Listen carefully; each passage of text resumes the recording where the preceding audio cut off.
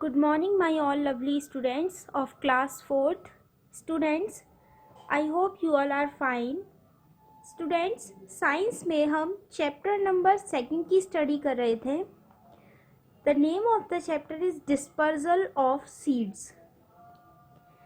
इस चैप्टर में हमने यहाँ तक स्टडी कर ली थी. अब हम इससे आगे स्टडी करेंगे dispersal by animals and birds.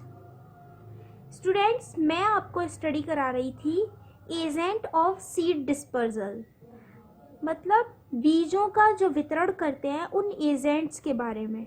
तो एनिमल्स एंड बर्ड्स भी ऐसे ही एजेंट्स हैं जो सीड्स का डिस्पर्सल करते हैं.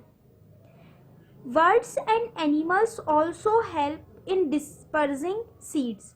बर्ड्स और एनिमल्स भी सीड्स को डिस्पर्स्ड करने में हेल्प करते हैं, मतलब सीड्स को इधर से उधर करने में, उनको वितरित करने में हमारी हेल्प करते हैं.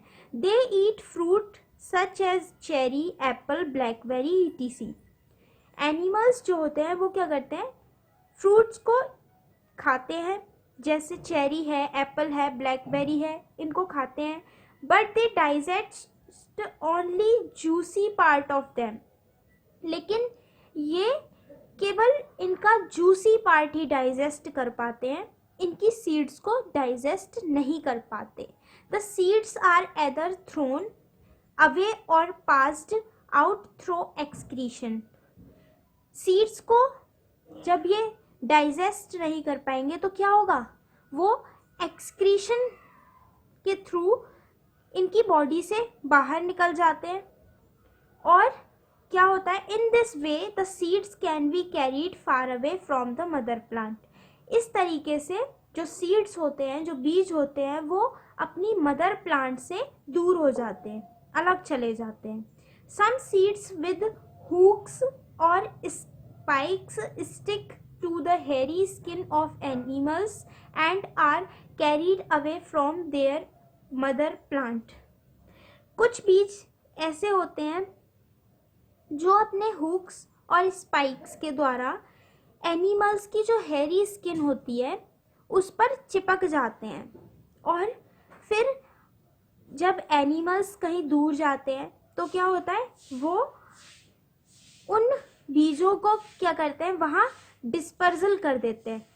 तो वो क्या होता है, इससे क्या होता है कि प्लांट्स जो सीड्स होते हैं वो अपने मदर प्लांट से क्या हो जाते हैं, दूर हो जाते हैं. तो इस तरीके से भी क्या होता है, डिस्पर्सल हो जाता है. Birds swallow some seeds that come out unharmed in their dropping. Birds जो होती है वो क्या करती है, कुछ सीड्स को निगलती हैं, लेकिन कुछ सीड्स क्या होते हैं, वो एकदम सुरक्षित उनकी चोंच में ही लगे रह जाते हैं. और फिर क्या होता है, जब चहचहाती हैं, कुछ बोलते हैं, पक्षी जब चहचहाते हैं तो क्या होता है, वो सीड्स गिर जाते हैं. इससे क्या हो जाता है, वो सीड्स फैल गए, उनका डिस्पर्सल हो गया. तो इस तरह से एनिमल्स एंड बर्ड्स भी सीड्स को डिस्पर्सल करने में हेल्प करते हैं.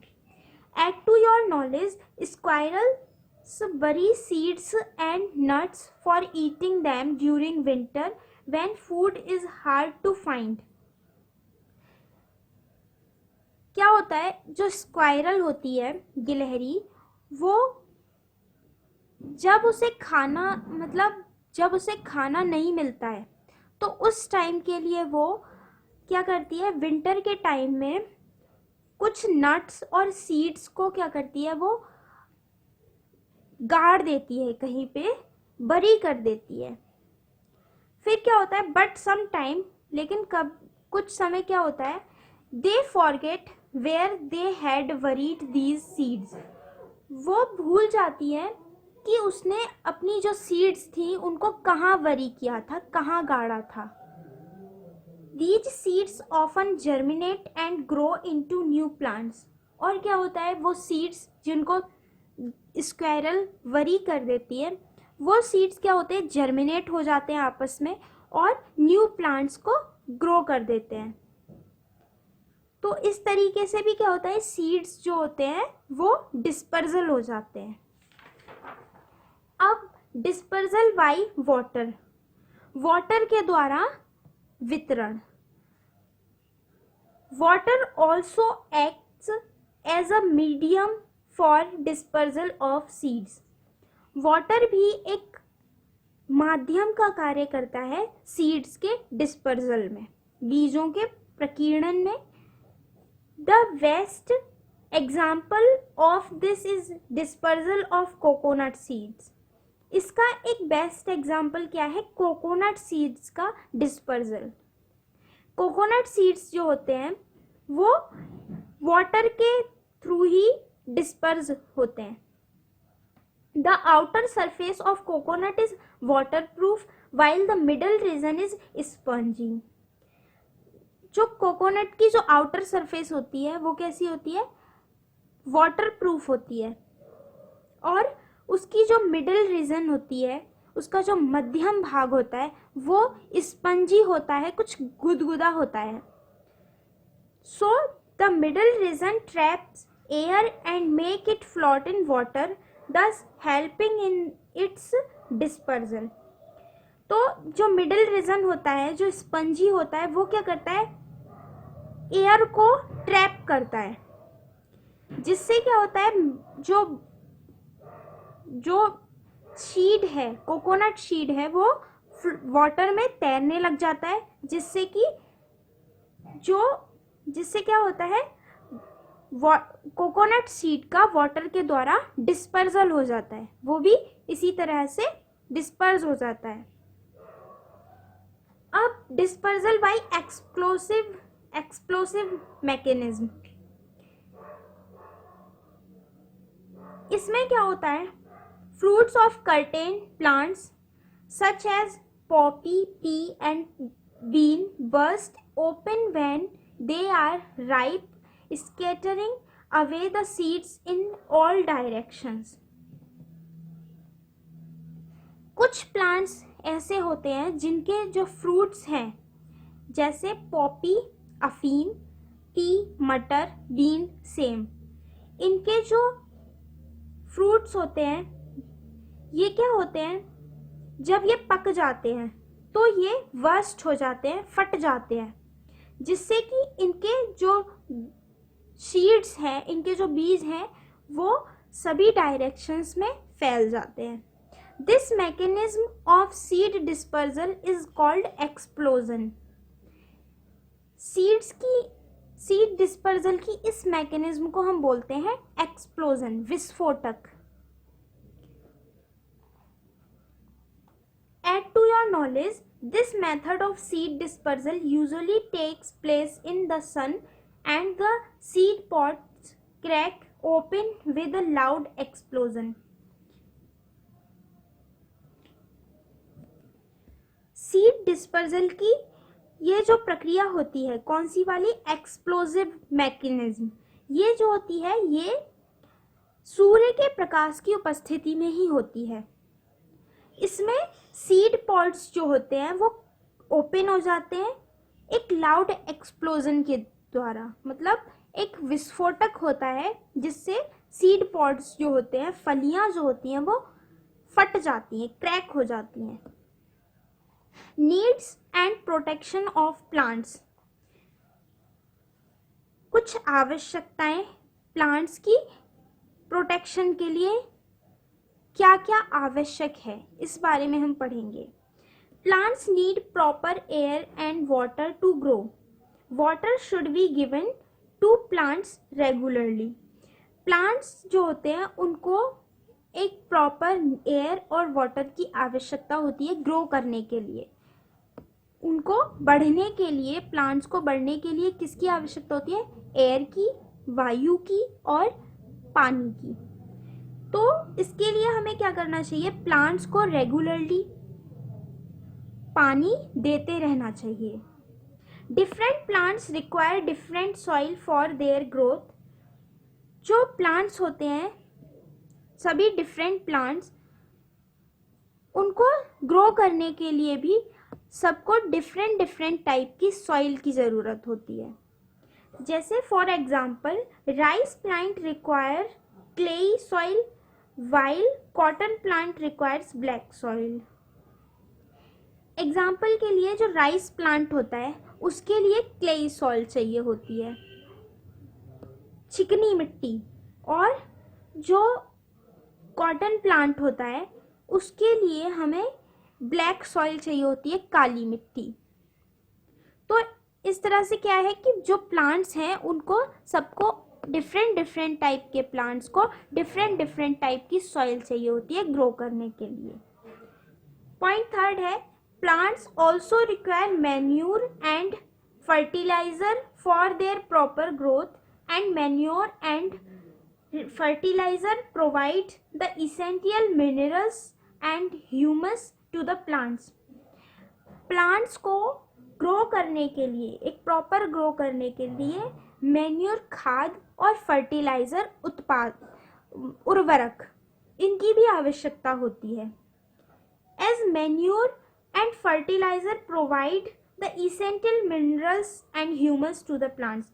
ये जो मैन्योर और फर्टिलाइजर हैं, खाद और उर्वरक, ये क्या है, प्लांट्स को मिनरल्स और ह्यूमस खाद प्राप्त कराते हैं। मतलब खनिज पदार्थ जो होते हैं वो और खाद्य, इससे क्या होता है, ग्रो करते हैं।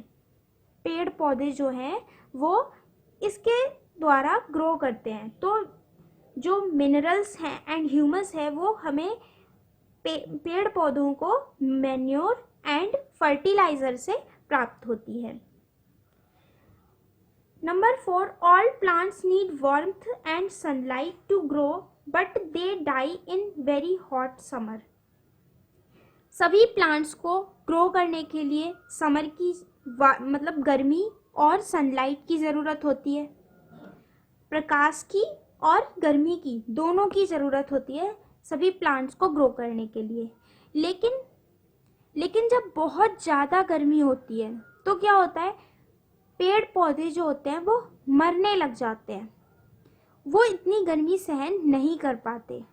एक प्रॉपर सनलाइट ही उनके लिए ज़रूरी होती है ग्रो करने के लिए। अगर हम उससे ज़्यादा उनको गर्मी देंगे तो क्या होगा, वो मरने लगेंगे, डाई हो जाएंगे। Potted plants should be kept in shaded areas to protect them from the heat and cold and should be watered regularly. इस टाइम में हमें क्या करना चाहिए, जो पॉटेड प्लांट्स होते हैं उनको हमें शेडेड एरिया, छाया वाले एरिया में रख देना चाहिए, जिससे कि उन्हें हम हीट और कोल्ड से प्रोटेक्ट कर सकें, हीट गर्मी और ठंड से बचा सकें। और फिर हमें उनमें डेली रेगुलरली वाटर देते रहना चाहिए।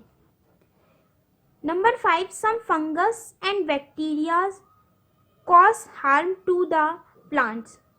कुछ फंगस, कवक और बैक्टीरिया भी कुछ ऐसे होते हैं जो प्लांट्स को हार्म पहुंचाते हैं, जो प्लांट्स के लिए हानिकारक होते हैं। They damage the plants, it leaves, flowers and fruits. ये जो होते हैं, जो बैक्टीरियाज एंड फंगस होते हैं, ये प्लांट्स को, इनकी पत्तियों को और इनके फ्लावर्स को, इनके फ्रूट्स को क्या करते हैं, डैमेज कर देते हैं, खराब कर देते हैं। The leaves become small, shrivelled and yellow. इससे क्या होता है, पत्तियां जो होती हैं वो छोटी हो जाती हैं, झुर्रीदार, मुरझा जाती हैं और पीली पड़ जाती हैं। To protect our crops and plants proper insecticides and pesticides should be spread on them. Plants को और क्रॉप्स को प्रोटेक्ट करने के लिए, किससे, बैक्टीरिया से, फंगस से, इन सब से प्रोटेक्ट करने के लिए हमें क्या करना चाहिए, इंसेक्टिसाइड्स और पेस्टिसाइड्स का स्प्रे करना चाहिए। इंसेक्टिसाइड्स कीटाणुनाशक और कीटनाशक जो होते हैं, उनको क्या करना चाहिए, हमें अपने जो क्रॉप्स हैं एंड प्लांट्स हैं उन पर स्प्रे कर देना चाहिए, जिससे क्या होता है ये प्रोटेक्ट हो जाते हैं। Number 6, we can also protect our stored grains and crops from insects, rats and other pests by using insecticides और पेस्टिसाइड्स। हम अपनी स्टोर किए हुए ग्रेन्स और क्रॉप्स को इंसेक्ट्स से, कीटों से, रेट्स, चूहों से एंड अदर पेस्ट्स, अदर जो अन्य जो नासी होते हैं उनसे हम इंसेक्टिसाइड और पेस्टिसाइड्स का यूज़ करके हम इन्हें बचा सकते हैं। ओके स्टूडेंट्स, आज के लिए इतना ही।